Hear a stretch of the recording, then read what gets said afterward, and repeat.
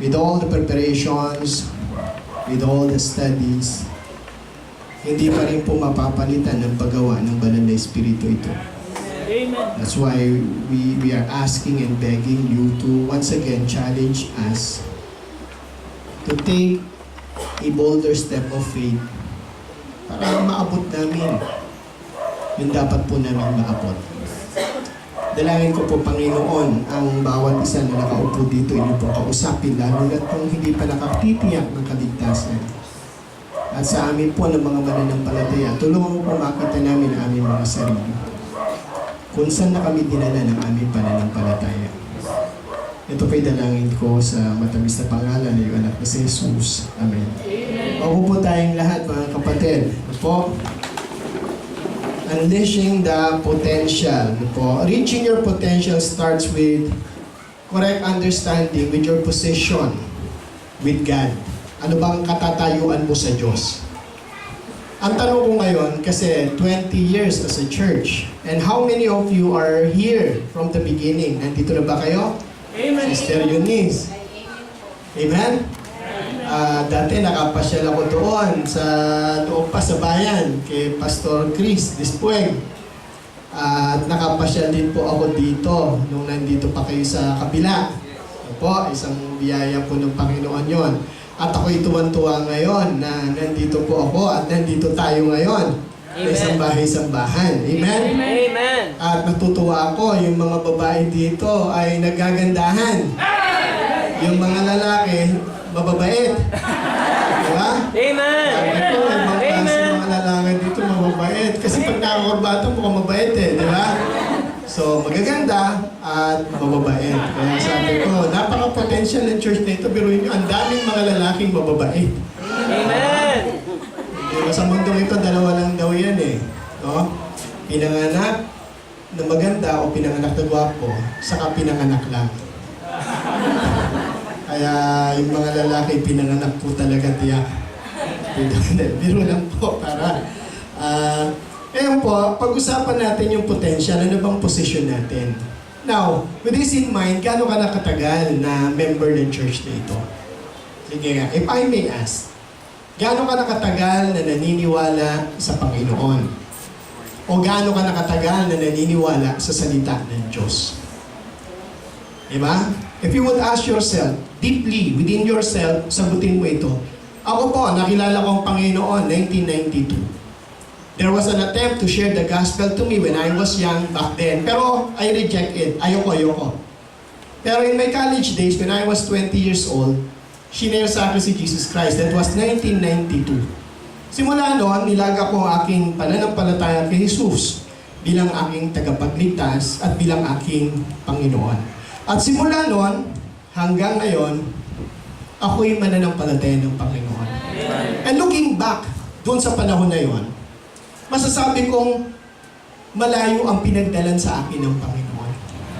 Amen? Amen. From being a typical boy without any ambition, without understanding my potential, without looking at what God can do through me, doon lang ako sa kanto namin. Pagka hapon, galing sa eskwela, lalabas, diba? Pag nagutom, uuwi, papasok sa school, yung notebook, isa lang, walang sulat, matipid, diba? Mag-enroll lang. Pero pag kinuha na yung grade, INC, 5, kaya yung checklist ko, parang walang na-credit.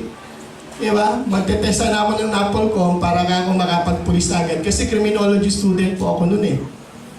Sabi ko, kailangan ko na 72 units para magna-NAPOLCOM na ako. Walang na-credit in my 3 years sa college. And when I was 3 years, then I got saved. 1992.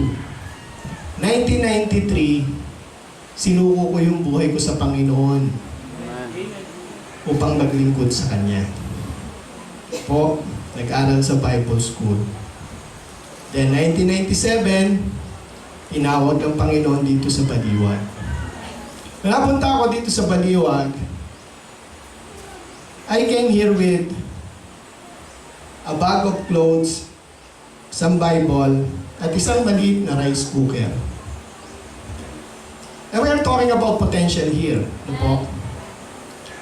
Noong nakagraduate ako sa Bible School, sabi ko sa pastor ko, Pastor, pwede ko ba ipag-pray yung nagkaralan Laguna? Wala pong nagpapastor doon. May simbahan po na nawala ng pastor. Sabi ng pastor ko sa akin, Brad, wag. Dito ka lang. Wag, tulungan mo muna ako. And we were in the center of Manila, Santa Mesa.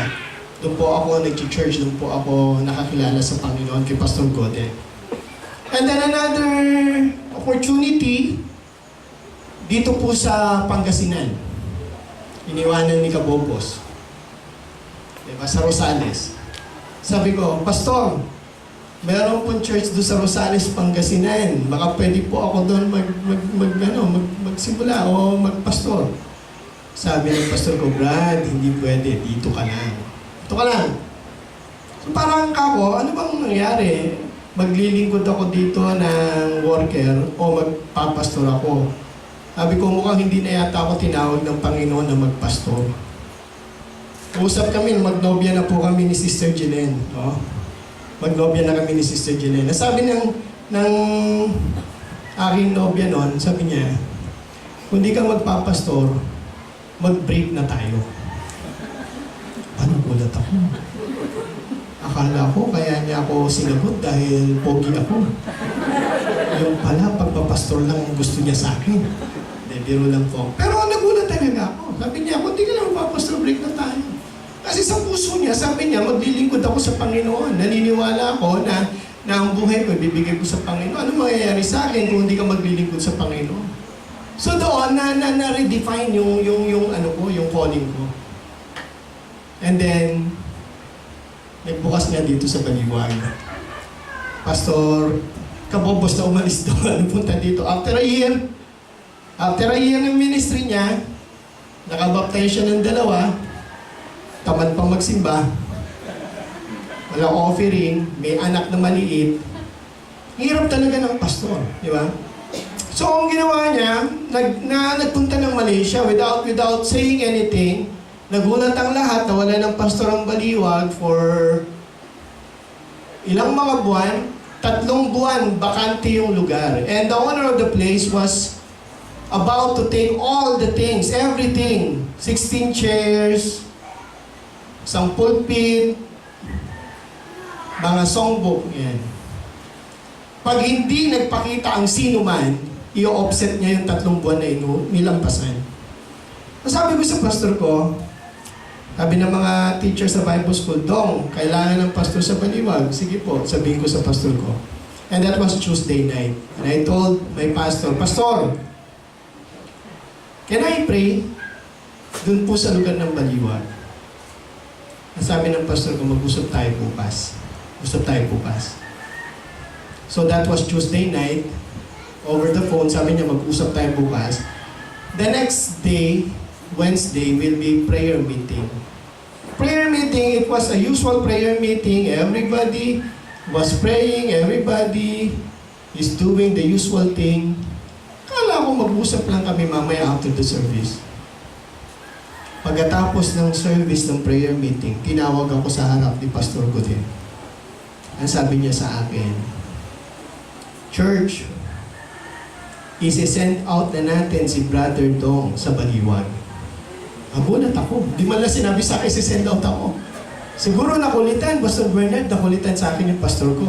Isi-send out na natin si Brother Dong sa Baliwag, Bulacan. And everybody was excited. Magkakaroon ng anak ang church. Amen! Amen! Ang lalakas na sigaw. Tuwan-tuwa sila. Ako naman, nasa gitna, nagulat ako. Tinawag ka, no? Nang hindi sinasabing si-send out ka. So, kung feeling ko parang sinipan na yata ako dito, ah. So, mixed emotion. Naiiyak ako, hindi dahil natuwa ako, dahil parang ang pakiramdam ko, ano ba to? Then after noon, meeting ng mga staff, worker, marami kami, full-time, mga nasa more or less 20 kami na full-time staff. Sabi ni Pastor Godin, bibigyan na ng support, food allowance, and sa mga staff. Pagdating sa tapat ko, sabi ni Pastor Godin, Brad, dahil missionary ka na ngayon, by faith ka na. By faith ka na. And in those days, I was studying at Sosiego for my 4th year. BS Theology, 4th year. So, I need pamasahe, pagkain everyday. So, nung araw na hindi na ako nakapasok, wala eh. At wala akong kapera-pera. Sabi ko, talaga ba tinawag ako ng Diyos sa Baliwag, Bulacan? Talaga ba?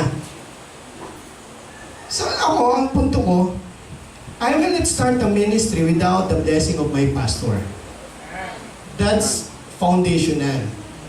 Mahalaga ang basbas ng pastor. Amen. Pangalawa, sabi ko, I will not go into a certain place without his approval or yes. Ang katwiran ko, si Paraon na napakatigas ng puso, nilagyan ng oo sa bibig ng Panginoon, yung pakayang pastor ko, hindi pwedeng lagyan ng oo sa kanyang bibig. Amen? So ang aking prayer sa Panginoon is, kung talagang ako'y sa baliwag, kung ako'y sa baliwag, ilalagay mo yung oo sa bibig ng pastor ko. And lo and behold, sinagot ng Panginoon. But, this is what I felt. Nilagay niya yung oo, pero sa puso ng pastor ko, ayaw niya. Kaya parang ang nangyari, sinend out ka, walang support. Walang pamasahe pupunta ng baliwag. Totally wala. Sabi ko, all my life, as a Christian, I was faithfully serving the Lord. 5 years ako nagstay as a second man. I love my pastor, I love my church, I did everything that I could. I win people to the Lord. Meron ako mga personal fruit do sa church. But this is what I have right now. An authority without support. Sabi ko, kung ang Diyos ang tumawag, ang Diyos ang magpo-provide. Amen. So that was Friday night. Sabi, kailangan Sabado na si church. Ako sa baliwag. Kasi iilitin na yung mga gamit eh. Walang member, gamit meron. Sayang. Tulog ako, alas 10. Sabi ko, Panginoon, kung talagang tatawagin mo ko sa baliwag, mag-provide ka ng pamasahe. Mag-provide ka ng pamasahe. Alas 10, parang sabi ko, pag hindi nag-provide, hindi ako sa baliwag. Kahiyaan lang to, sinend out ako sa harap, hindi ako sa baliwag. Pero pag nag-provide ang Panginoon, ibig sabihin, tinawag niya ako doon. Sa baliwag talaga ako. Yung pamasahe lang, hindi na yung support Panginoon, yung pamasahe lang. Maniniwala ako, ilalagay mo ako doon. Nahiga ako ng alas 10:30, mag-aalas 12, may kumatok, miyembro. Makikitulog dun sa dorm ng mga worker. Gising. Oh, Franz, answer prayer mo. Nagulat siya. Bakit? Padala ka ng Panginoon. Bakit? Kasi nagpipray ako ng pamasahe po kasi. Meron ka ba dyan? Nagulat siya. Brother ko niya. Sabi niya, Brad, bakit? Sinend out ako ni pastor eh. Kaya lang di ako binigyan ng pamasahe. Sabi niya, talaga to si pastor, send out oh. Pagbuka siya ng wallet niya, 200. Hati kami, tag-100. Ang problema ko, nandun kami sa 9 de Pebrero, Show Boulevard, sa Bible School, tutulog. Sabi ko, kasya ba yung 100? Papunta ng baliwag. Pray ako, sabi ko, papasama na lang ako sa teacher ko, kay Pastor Butch Garcia. Diba ba? Nadalaw pa kami dyan sa inyo, no? Dalaw ako sa kanya, tapos magpapasama ako, and the rest is history. Dumating ako sa baliwag ng isang bag na baro, isang rice cooker, at pananampalataya. Amen. And if you do not believe in our potential, hindi ka tatagal. If you do not understand your position in Christ, matatakot ka. Diba? Sabi ko nga, ang ministry hindi pabilisan. Ang ministry ay patatagan.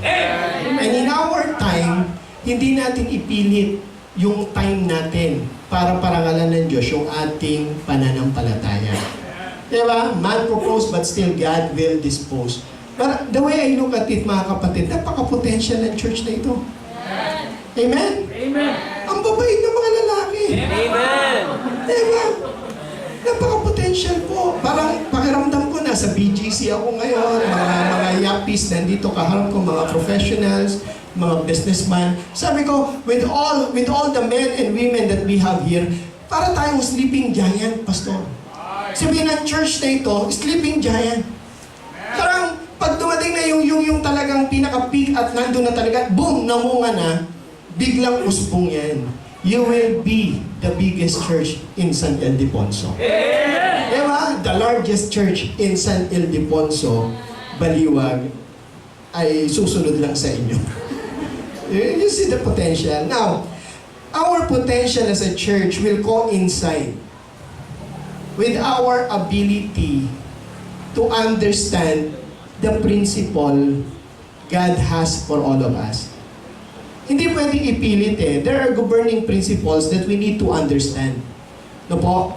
Hindi po ito personal na kakayanan, kundi kakayanan ng Diyos. And as you invited me as your guest speaker, ako po yung teacher nyo ngayon, and let me share you stories after stories. But stories per se, on our own, is nothing. Pag hindi natin nakita kung ano ang ginagawa ng Panginoon.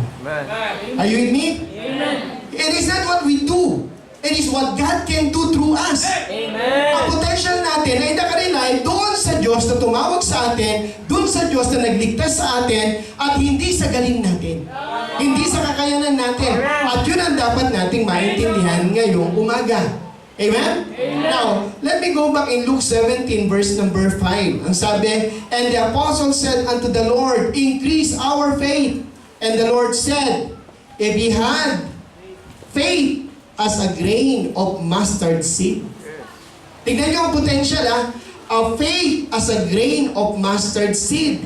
Ye might say unto this sycamore tree, be thou plucked up by the root, and be thou planted in the sea, and it should obey you.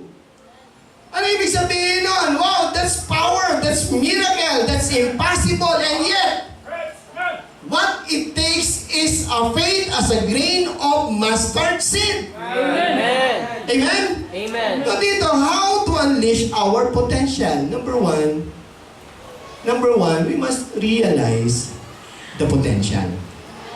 Are you with me? Amen. Kasi yung